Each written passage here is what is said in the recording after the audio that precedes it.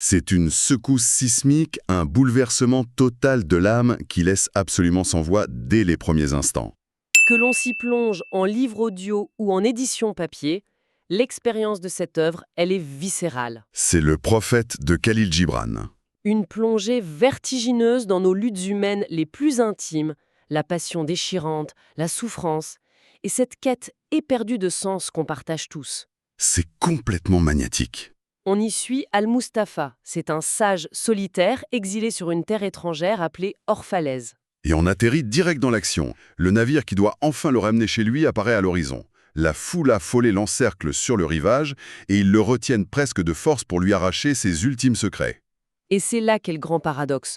On a un homme prisonnier de l'exil pendant 12 ans qui détient pourtant les clés pour libérer l'esprit de tous ses ravisseurs. C'est insensé d'imaginer une telle scène, n'est-ce pas? S'il monte sur ce bateau sans parler, la sagesse d'une vie entière, le secret même de l'existence, de l'amour et de la mort seront engloutis à jamais dans les brumes de l'océan. L'urgence, elle est palpable dès les premières secondes. Le vent souffle fort, les voiles du navire claquent avec impatience. Et de cette foule désespérée, il y a la voyante Almitra qui s'avance.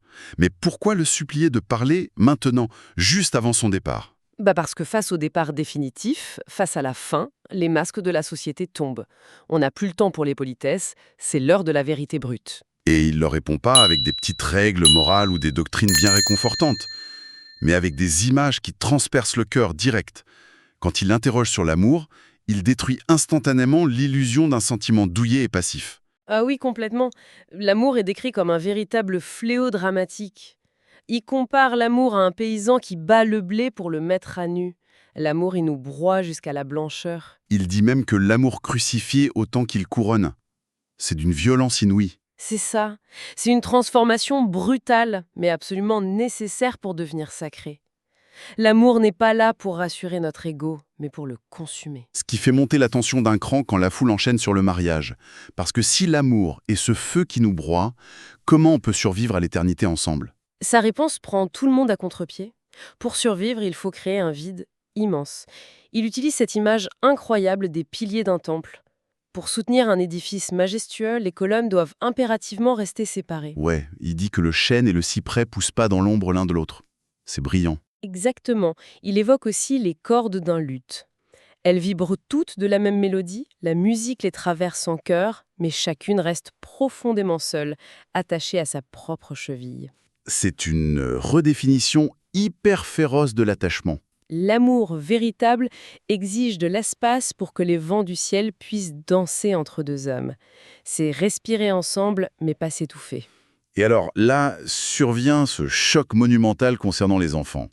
Parce que la conviction absolue des parents, c'est de posséder leur progéniture. Ah, l'instinct de possession. Oui, et Al-Mustafa, il lance cette vérité hyper cinglante, il dit que les enfants ne vous appartiennent pas. C'est un coup de poing. Il dit qu'ils viennent à travers vous, mais pas de vous.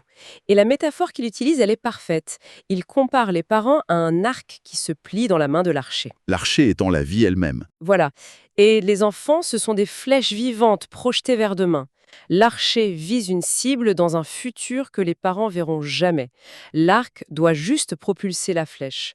On ne peut pas forcer la vie à regarder en arrière. Mais ce qui rend cette épopée encore plus fascinante à vivre, c'est sa dimension super visuelle, très corporelle.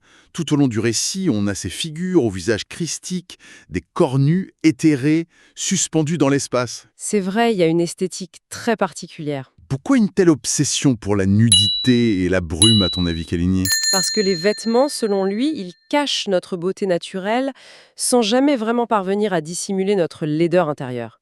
Se mettre à nu, c'est enlever toutes les conventions sociales, les hypocrisies. Et la brume?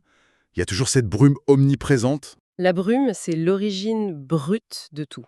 La vie se conçoit dans les brumes, pas dans la netteté froide et calculée du cristal. C'est une esthétique du mystère qui dépouille l'humain pour ne laisser que l'âme à vif. Auguste Rodin l'aurait d'ailleurs qualifié de William Blake du XXe siècle, tellement c'est puissant. Ah, c'est une sacrée comparaison. Et quand l'âme est à vif comme ça, on ressent tout. Le prophète plonge d'ailleurs ensuite la foule dans le gouffre terrifiant de la douleur. Oui, la question inévitable. Comment survivre à la souffrance humaine? Il ne propose pas un pansement magique. Il fait réaliser que la joie et la tristesse partagent exactement la même racine. C'est une révélation brutale, mais magnifique.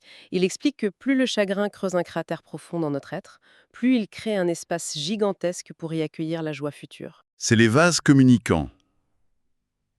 La coquille de l'ignorance doit violemment se briser pour laisser le cœur prendre le soleil. La douleur, c'est juste le médecin en nous qui guérit notre moi malade. Mais là, le navire peut vraiment plus attendre. Le capitaine s'impatiente grave à la barre, le vent hurle. C'est la confrontation finale. La question ultime éclate, la mort, l'angoisse absolue pour n'importe quel être humain. Surtout face à un homme qui est sur le point de disparaître pour toujours. Comment il affronte cette terreur de l'inconnu? Ah, il l'affronte en balayant la séparation pure et simple.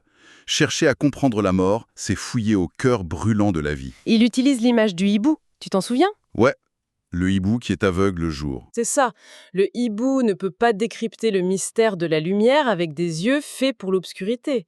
Nous, on regarde la mort avec des yeux terrestres. Mourir, c'est pas une fin du tout.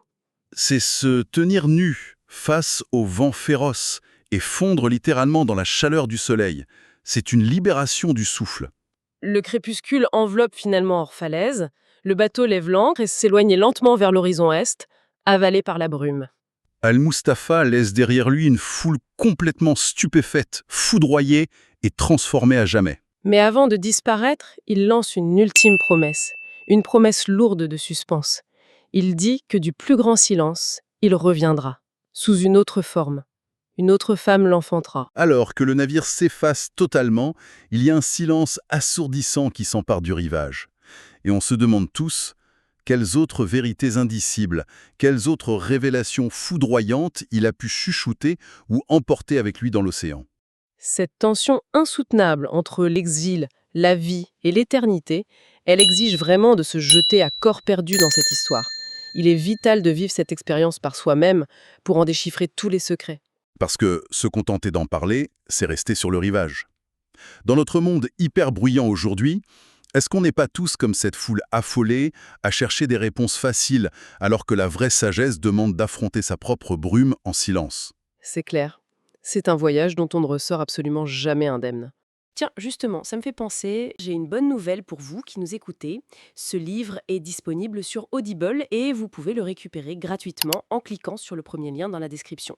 L'idée, c'est vraiment des narrations très immersives. Une narration professionnelle, bien incarnée, ça change absolument tout. La personne ne fait pas que lire, elle interprète, elle donne vie au texte. Ah tiens, super, en plus de la vidéo, il y a un livre audio. Si on veut juste le livre, le lien pour récupérer votre livre audio se trouve dans la description de la vidéo. Si vous avez apprécié le contenu, n'hésitez pas à laisser un petit pouce en l'air et à vous abonner à notre chaîne YouTube pour ne rien manquer des prochaines vidéos.